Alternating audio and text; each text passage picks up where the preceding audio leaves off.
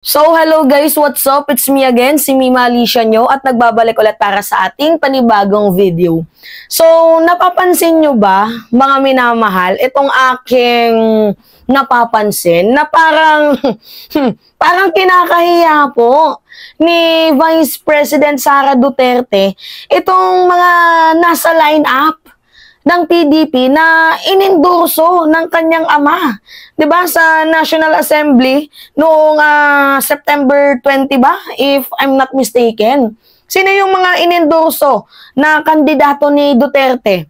'Di ba? Yung huling alas nila si Philip, 'di ba? Si Philip Salvador, si Bato, at si Bongo. Napansin nyo ba mga minamahal na parang tila baga kinakahiya ni Vice President Sara Duterte ang line-up ng PDP? Paano natin nasabi mga minamahal na kinakahiya? Kasi hindi niya man lang magawang i-uplift.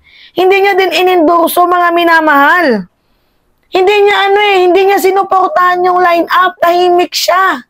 Pansin nyo yun? Hindi siya nagsalita. Diba mga minamahal?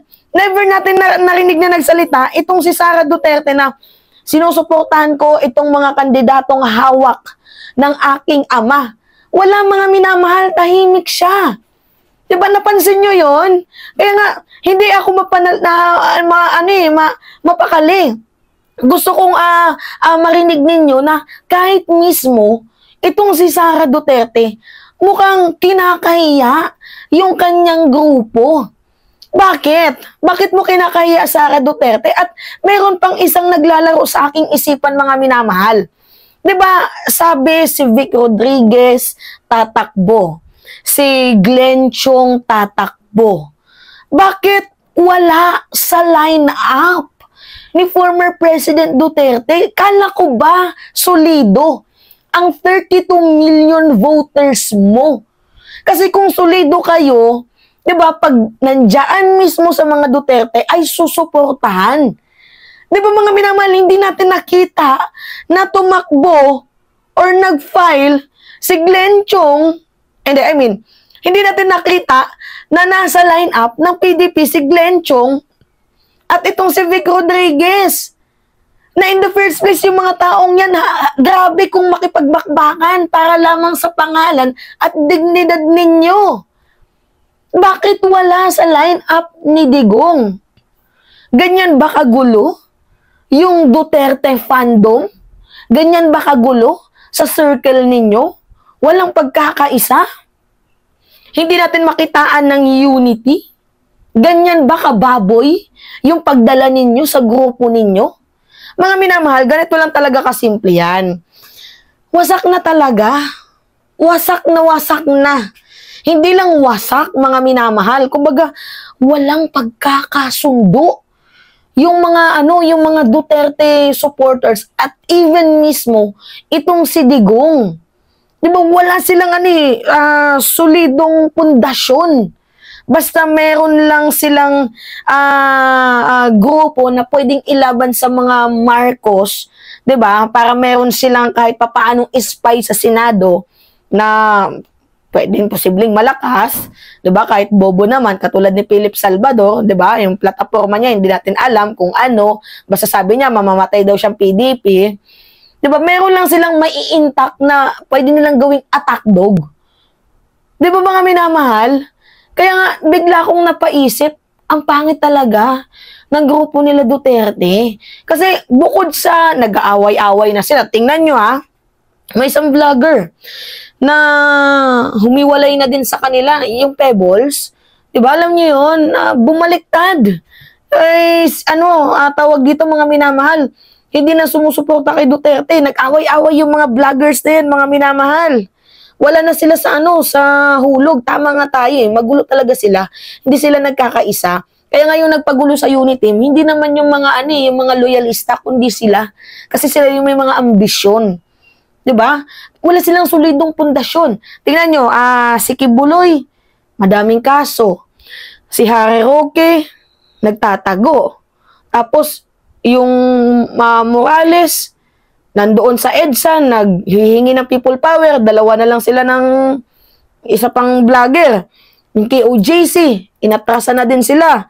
Di ba mga minamahal, mayroong announcement yung KOJC, naalala ninyo na any member of the Kingdom of Jesus Christ is hindi na po makikisama sa kahit na anong rally ng mga Duterte. Bakit hindi na sila sasama sa inyo? Di ba supporters din sila ng mga Duterte? Bakit hindi na sila sasama? Kasi nadadamay sila ng dahil sa inyo. Bumabantot yung pangalan ng KOJC ng dahil sa inyo. Supposedly, dapat nag-worship sila sa God. Diba? Pinapalaganap ang Word of God. Tapos, anong ginagawa ninyo? Dinadala nyo sila sa kasamaan. Dinadala nyo sila sa mga hindi mabuting gawain. Dinadala nyo sila sa mga katarantaduhan na kung saan pati si Kibuloy nadamay pa ng dahil sa inyo. Diba, mga minamahal? Ginamit nyo yung SMNI para lang maging channel ng pang-aatake nyo sa gobyerno. Pero ano yung nangyari? Nadali din yung channel nila. O diba? Nang dahil sa inyo. Aray, ang sakit. Natamaan ako dito. So yun na nga sinasabi ko sa inyo mga minamahal. Duog na talaga yung puwersa ng mga Duterte. Sobrang bantot na. Wala nang mukhang may ihaharap yan sa mamamayang Pilipino. Lalo pat itong si Sara mismo. Kinakahiya ba naman mga minamahal yung line-up ng kanyang ama well, sino ba namang hindi mahiya? Sino yung mga kandidato doon? Si Philip, na inamin din na hindi naman siya abogado, hindi naman siya nurse, hindi naman siya doktor. Tatakbo siya dahil gusto niya lang makatulong. Kung gusto mo makatulong, pwede ka namang magtatag ng NGO Hindi din porket gusto mo makatulong, kailangan tumakbo ka sa Senado. Ang Senador, legislator yan. Hindi lang yan nakaikot sa pagtulong. Bubu. Diba mga minamahal? Tapos sabi niya pa, mamamatay akong PDP. Manalo man sa inyo, basta mamamatay akong PDP. So, ang loyalty niyan, pinapakita niya na hindi sa taong bayan, kundi yung loyalty sa mga Duterte. Napakamot ata ng ulo doon si Sara Duterte, no, na, ano ba naman yan? Ba't ganyan yung mga pinagsasabi ninyo? Dapat hindi. Parang ganun, di ba? Mga minamahal. Si Bato, na dawit sa ICC. Di ba? Dawit sa mga pagpatay. Di ba? Si Bongo, may plunder. Diba? May Pregate issue. Damay sa issue kay Garma. Kaya nga naman, sino nga naman talaga ang hindi mahihiya mga minamahal?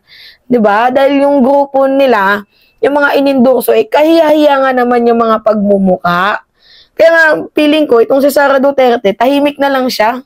Ayaw niya na lang mag-talk. Kasi alam niya na pag mag-talk pa siya, mukhang baka mabaon pa si Sara or baka mas mapahiya pa siya ng lubusan pag inendorso niya pa yung mga taong yan. Ha? Nakaya kayo ni Inday. Kasi basura. Basura yung line-up nila Hindi maganda yung line-up, hindi solid. Hindi remarkable.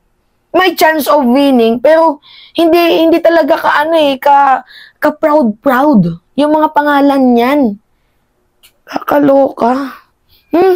Ako ko ba dyan? Anyway, mga minamahal yun po. Ay, naku, grabe.